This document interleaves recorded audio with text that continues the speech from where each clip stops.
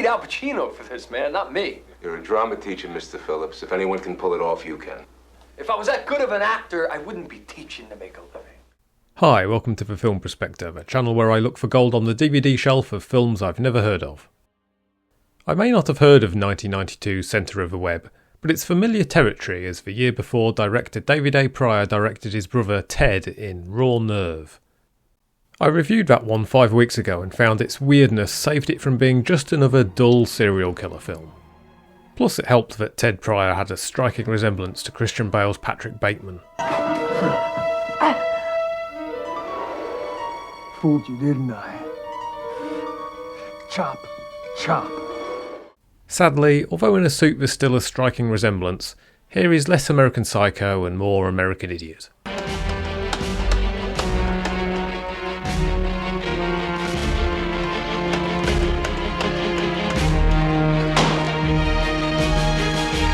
Where's the stairs? The elevator should be right down. Where's the stairs? Right over there. Ted is John Phillips. Ironically, he's an acting teacher. Physician, heal thyself. Always be the character. When you're playing a role, you have got to expect the unexpected. Always. But it's hard to in front of all these people. But that's why I picked a love scene for this exercise. Because it's got to be one of the hardest things for an actor to do in front of an audience. But that is what acting is all about. Staying in character, no matter what happens. Unsurprisingly enough, his lesson becomes very important. After class, John meets his girlfriend Catherine, played by Charlene Tilton. I was thinking her performance had a soapy quality about it, shall we say. Mr. Morgan, this is highly unethical, not to mention absolutely absurd. You have no legal right whatsoever to force the involvement of a citizen into the affairs of the Justice Department. And yes, she was in 242 episodes of Dallas. A stranger raises his voice and flashes a gun, so John gets in the back of his car.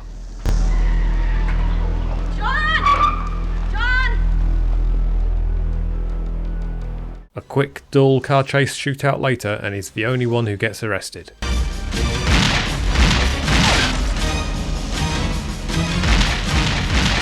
Come on, man, they're catching up. I'm doing my best!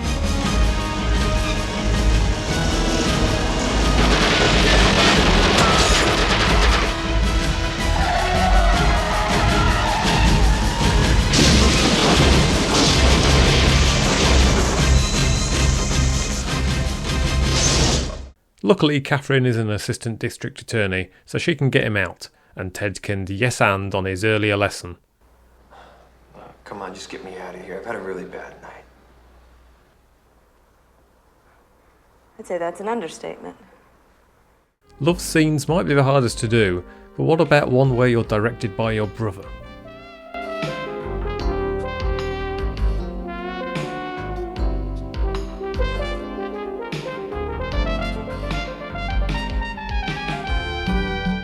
The next morning in John's surprisingly empty house, up pops Richard Morgan from the Justice Department.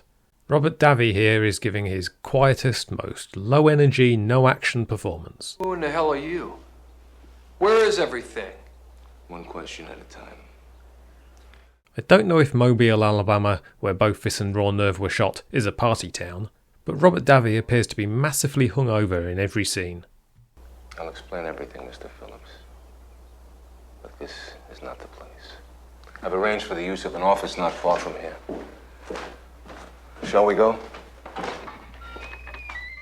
Richard Morgan has an explanation for last night. That's the car stuff, not the pretending to fuck a Dallas star while your brother watches stuff. Wait a minute, are you trying to say that those guys thought I was his killer? Precisely. Well, how can that happen? I don't look anything like this guy. It's very simple, really. They had never seen him before, and you fit the description. Same height, same weight, black leather jacket.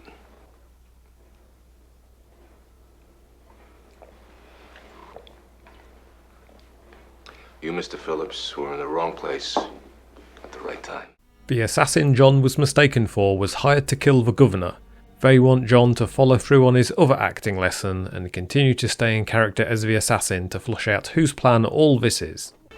We're all in agreement then. I'll skip the details as it's not that interesting, but we do have the addition of a few familiar faces. Bo Hopkins as Catherine's boss. You know, it's one thing when my sharpest assistant has to run down to the city jail to bail out a boyfriend who's facing felony charges. Charles Napier turns up for one scene as a dodgy agent. I say you did. Then you turned the gun on me. I was faster. And Tony Curtis arrives as the family friend that Catherine turns to for help. You always did love those pigeons. Yeah, I sure do. Look at him. What a curious breed. Easily fooled, easily manipulated.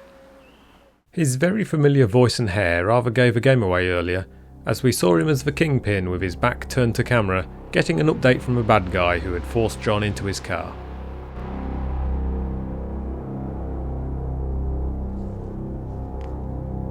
But don't worry, that's not the only twist this film has in store.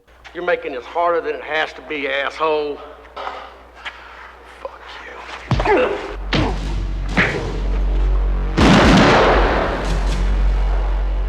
It's not a good idea, friend. The assassin John was mistaken for was actually a patsy who was there to take the fall for the real assassin.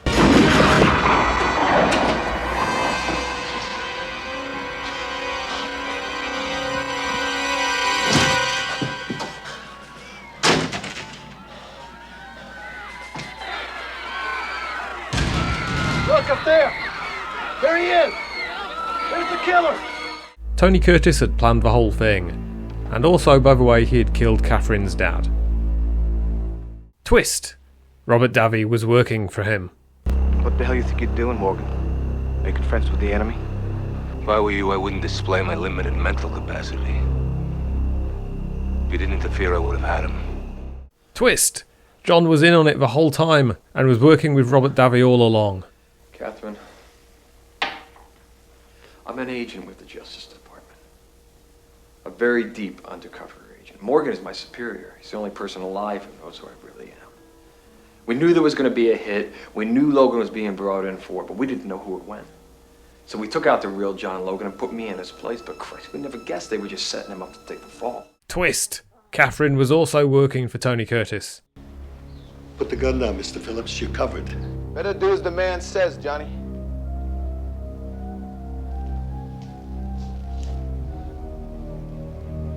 Twist! No, she wasn't. Do as I say. Yeah, but if he... Just do as I tell you. Just do it. Do it! You killed my father! Twist! Tony Curtis was setting up Catherine for the fall, for the whole plan. Twist! Robert Davi wasn't actually working for him at all. Twist! At this point, I really don't care. I just want this film to be over. You're supposed to be working for me. That was your first mistake. There's a lot of pointing guns at each other, there's a bit of running. Ted Pryor does love running through a cemetery. There's an okay bus chase.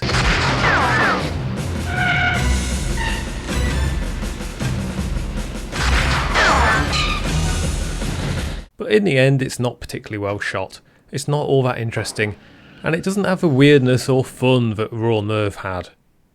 I only found 2.5 out of 10 grams of gold here. You see, we're not all as easily manipulated as your pigeons are. Rewatching it to get these clips, all those twists do just about make sense, so I suppose I'll give it credit for that. Think about it. The action is very mild, though there is some decent stunt work in that bus sequence.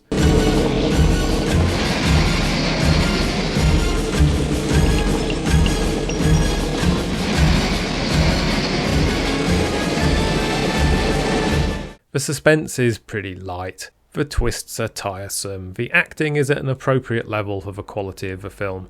None of the characters are particularly likeable or interesting, the pacing is off, as every scene is edited to go as long as possible to struggle to get over 90 minutes. And that's with the slowest credits crawl I've ever seen.